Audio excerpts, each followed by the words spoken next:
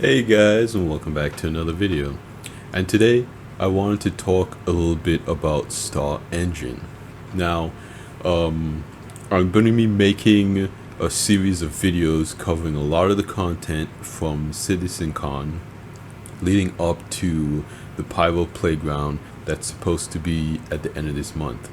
And one of the first videos that I wanted to make was talking about Star Engine, because this is the underlying tech that the whole game is going to be made and run on in the future. Now, a lot of people have been speculating why CIG has put so much attention into essentially marketing Star Engine.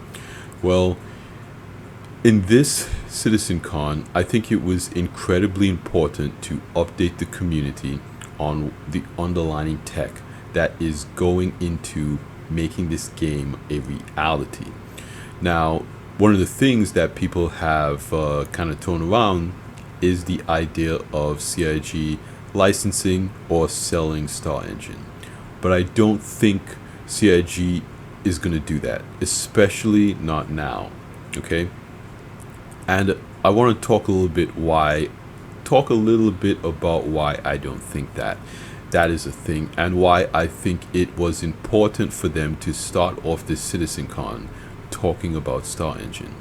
Now, to kind of really understand why all of this is important, we have to go back to an ISC that Jared did, I think a couple of months ago at this point, where at the end of that ISC, he essentially brought out a whiteboard and he talked a little bit about their game development process. Now,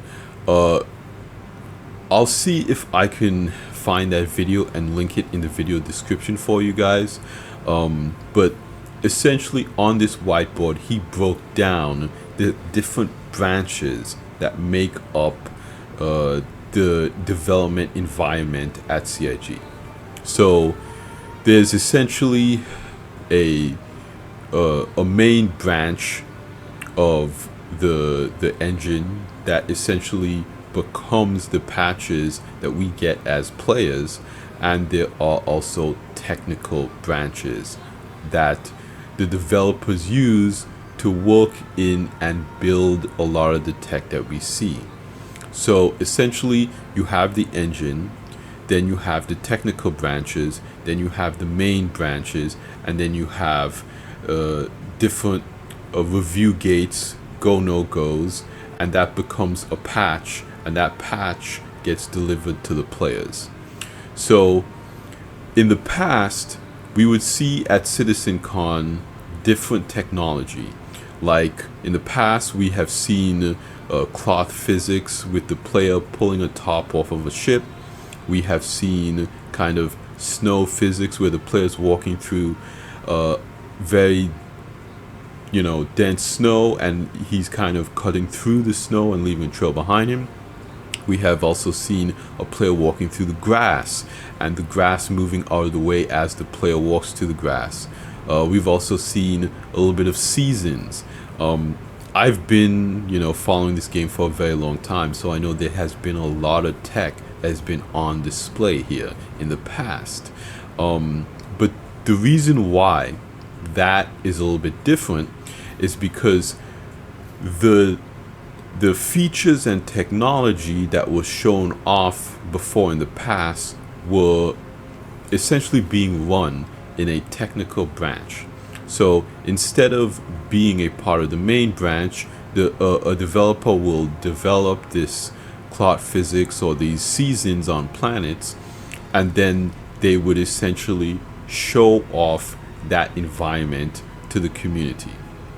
So it's essentially the developer has access to the engine, and they create a level and they build their technology in that environment. Okay, so what makes what we saw at CitizenCon this year so different is that the technology that they were showing us that was on display was all in the main branch.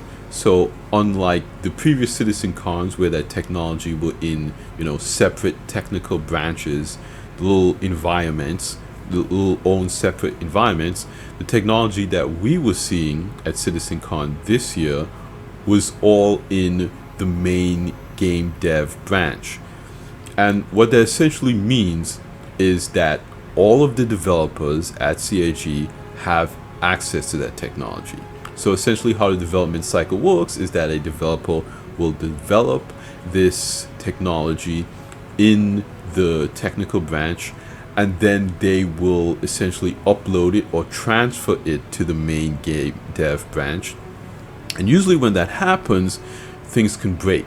So that's why in the past we might see technology, being displayed by CIG, but it doesn't make it to the game, because when they integrate that technology into the main game dev branch, a lot of things might break, other things need to be smoothed out, and developers aren't able to use it the way that they intend to or plan to. So a lot of times some of that technology might get rolled back, it might get removed, sent back to the technical branch for developers to rework and optimize, or it might get added to the main branch, and then all the developers at CIG could now use it.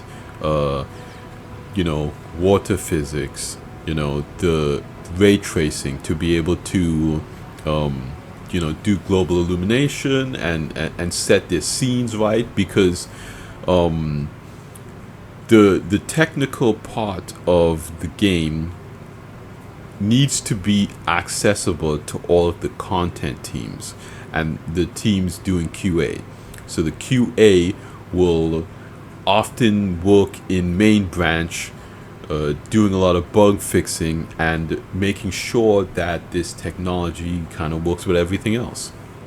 But it's super important to have this technology in main branch, because it allows the developers to use it to build out whatever else they need to build out.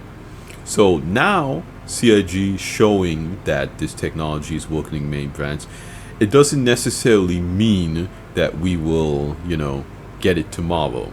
CIG is planning to release all of this technology over the next 12 months because it's in game branch.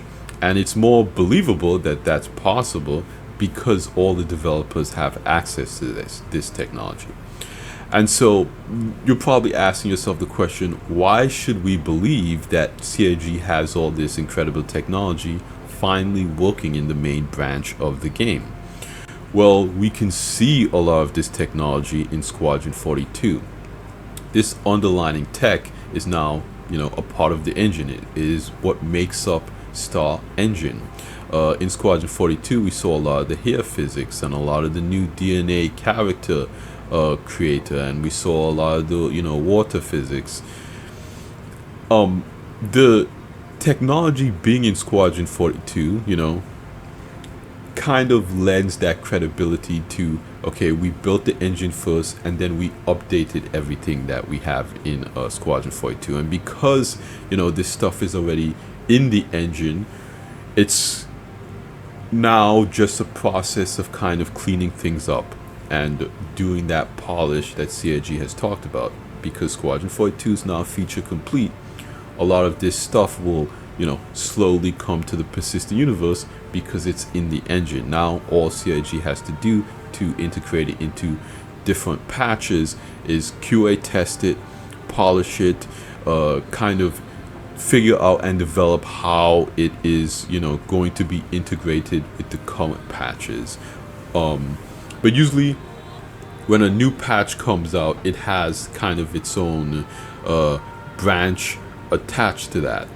So you'll hear people talking about things like, okay, 319 was just basically polished. 318 it has a new patch number, but it is essentially the same root. The code base is based on the same code root.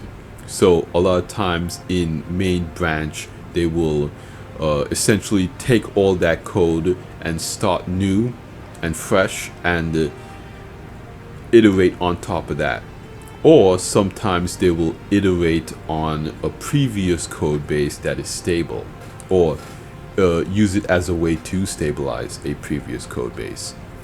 But all of this is happening in main branch that the developers are working in. So it can get kind of confusing, but you can see that this stuff is a lot more feasible to actually come out within the next 12 months. Now, I'm not saying that everything we saw at CitizenCon is believable to come out in the next 12 months, but now that we can see what tools is actually working in the engine, these tools are finally a part of the engine. They're not, working in separate environments. They're actually working in the main core part of the engine. Now that we know that the cloth physics, the hair physics, the ray tracing and global illumination, all that tech is now baked in and a part of the engine. Having Vulkan fully integrated, I think that happened in 320. That is the ability for the devs to now go in and finish things up, to add it to the patches that come out to the players. So yeah, that's basically all I want to say. That it was vital and important for CIG to show off Star Engine and kind of brand it as Star Engine. It is no longer Cry Engine or Lumberyard. It is now its own thing, and it lends credibility to everything else that they show moving forward. It sets the precedent. Because it is the first. It was the first panel from CitizenCon, so it kind of shows us everything they did to update the engine to make what we saw later on, feasible and possible. So the Star Engine panel was really for the players to show the players that CIG built this tech to be able to make those things possible. Because if you think back, you look back to the Sandworm presentation, we were all amazed by it, but we didn't know as much about game dev back then as we know now.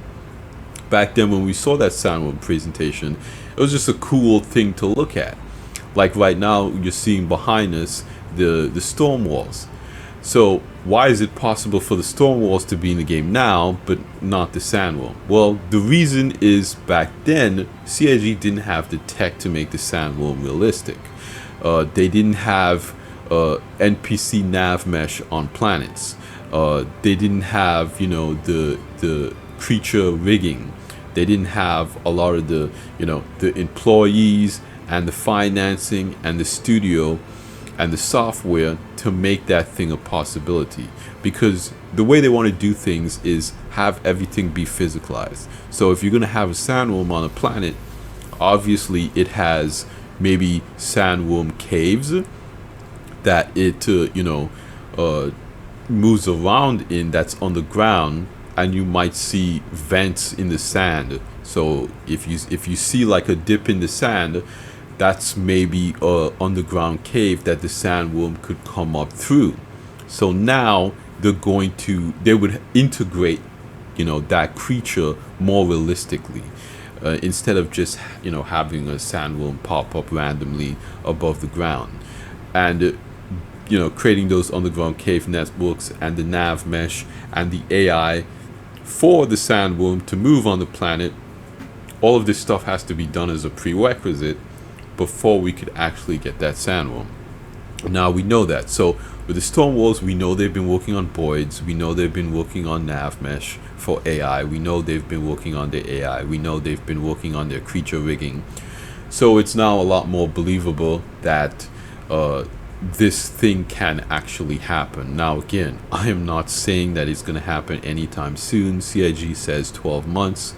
I'm of the mind that maybe that might take longer, realistically. But I know that it's something that is more possible now. It's not just a pie in the sky, cinematic. it is something that they actually have the tech to do. It just comes down to, you know, them bug fixing and doing QA and being able to actually implement it the way that they want to. Okay, so it's not the tech that's holding them back anymore, it's the implementation, how they want to implement this thing.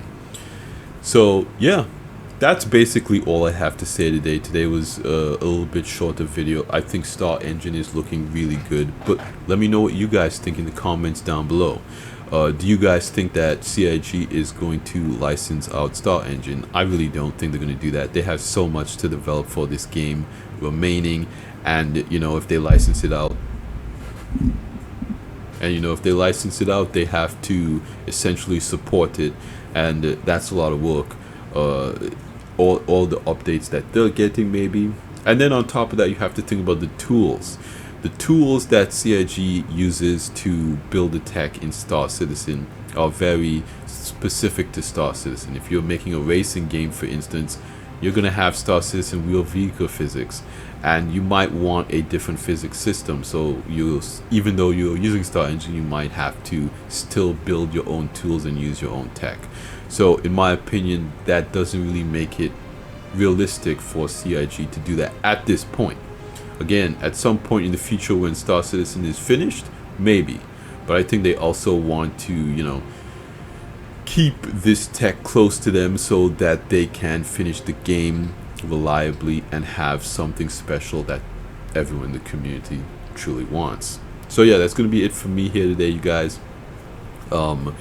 I just want to say that thank you to you guys. You guys have been subscribing to the channel, liking, commenting on the videos, and you know, this channel has just exploded so much over the past few days, and I honestly cannot thank you guys enough. I appreciate it so much. You know, I really enjoy doing this channel, and you guys' support makes it possible. It you know, inspires me to create and make videos, and you know, I love talking to you guys. So you'll probably see me in the comments below this video replying to everybody, liking the comments. You know, I want to start a dialogue with this channel. I want people to be encouraged to comment and share their ideas. So yeah, like I always say at the end of these videos, like the video if you liked it, subscribe if you want to see more, and I will see you guys in the next one. Salute.